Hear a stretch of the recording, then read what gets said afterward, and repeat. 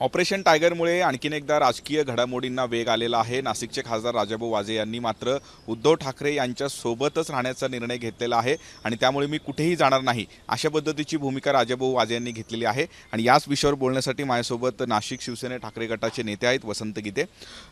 राजाभाऊ वाजे यांनी आपली भूमिका मांडलेली आहे। आपण गेल्या अनेक वर्षांपासून राजाभाऊ वाजे यांच्यासोबत काम करताय, कसं बघताय? अनेक खासदार फुटीच्या उंबरठ्यावरती आहेत।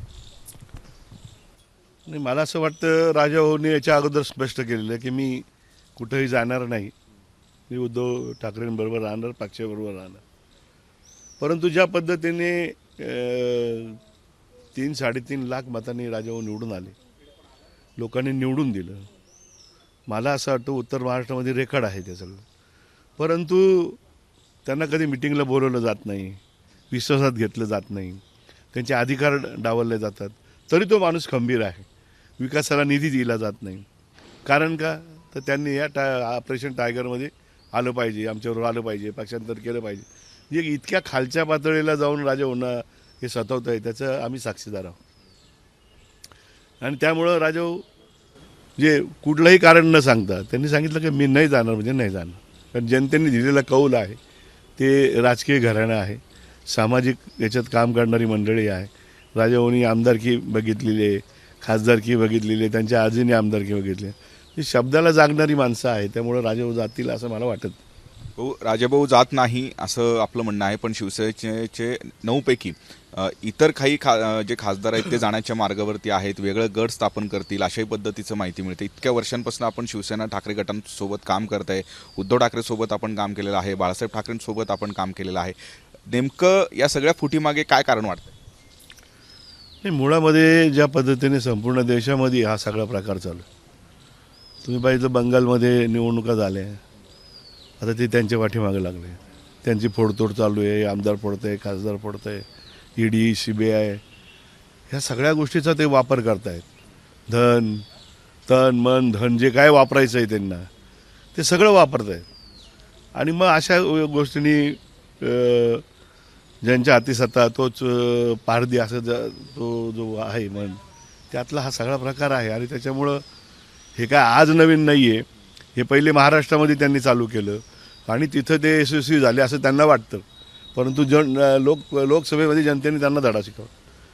मग विधानसभेमध्ये काय झालं हे आपल्याला माहिती आहे, कशा पद्धतीने आरोप झाले, कसे झाले, कशा पद्धतीने मशीन मॅनेज केले गेलं, कसा निकाल लावला गेला आणि कसा निकाल लागल्यानंतर पुन्हा तोडफोड कशी सुरू झाली, हे तेव्हापासनं विधानसभेपासनं हे लोकसभेची निवडणूक झाली तेव्हा 6 महिन्यानंतर हे सगळं ऑपरेशन टायगर चालू आहे, हे आज नाही चालू आहे। आणि म्हणून त्यांच्या त्या पद्धतीने ते आज सक्सेस झालं असं मला वाटतं। संजय राऊत यांनी एक गंभीर आरोप केलेला आहे, पैशांचा वापर याच्यामध्ये मोठ्या प्रमाणात होतोय, त्यामुळे खासदार फुटले जात आहेत। आपलं आणि राजाभाऊंचं काही आत्ता इतक्यामध्ये संवाद झालेला आहे का? राजाभाऊंना पण अशा पद्धतीचे काही एकूणच आमिष हे दाखवण्यात आले होते का? मला असं वाटतं मी सिन्नरमध्ये राजाभाऊंच्या प्रचार सभेमध्ये म्हणजे राजाभाऊंच्या नगरपालिकेच्या निवडणुकीमध्ये मी स्वतः बोललो होतो की ज्या माणसांना मंत्रिपद देत आहे आणि 100 कोटीची ऑफर देत आहे तो माणूस गेला नाही। त्याचं कारण होतं की नगराध्यक्षाची जी निवडणूक होती आणि त्यांचे काका फुटले होते, BJPने त्यांना फोडलं होतं घरामध्ये, त्यावेळेस मी हे सांगितलं होतं की राजाभाऊ जाणार नाही, हे निष्ठेचं फळ आहे आणि राजाभाऊ जनतेबरोबर राहते। भाऊ, शेवटचा एक प्रश्न आहे, नाशिक विधान परिषद निवडणूकमध्ये उद्या मतदान होतोय, महाविकास आघाडीचा काही निर्णय झालेला आहे का? कारण बॅलेट पेपरवरती 3 नावं आहेत, एक महायुतीचे उमेदवार आहेत गोकुळ गीते आहेत आणि भाजपचे एक बंडखोर प्रसाद हिरे, या तिघांचे नावं असणार आहेत। आपण नेमकं कोणाला मतदान करा?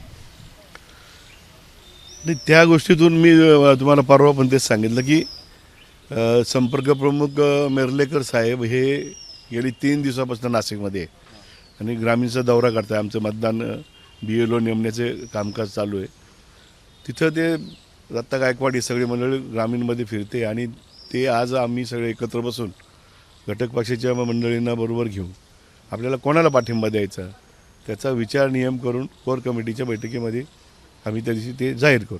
आपल्याशी कोणी संवाद साधलेला आहे का, संपर्क साधलेला आहे का या तिघांपैकी? तिघांपैकी नाही, पण दराडे बंधू येऊन गेले माझ्याकडे आणि ते उमेदवार आहेत, त्यामुळे ते येतील।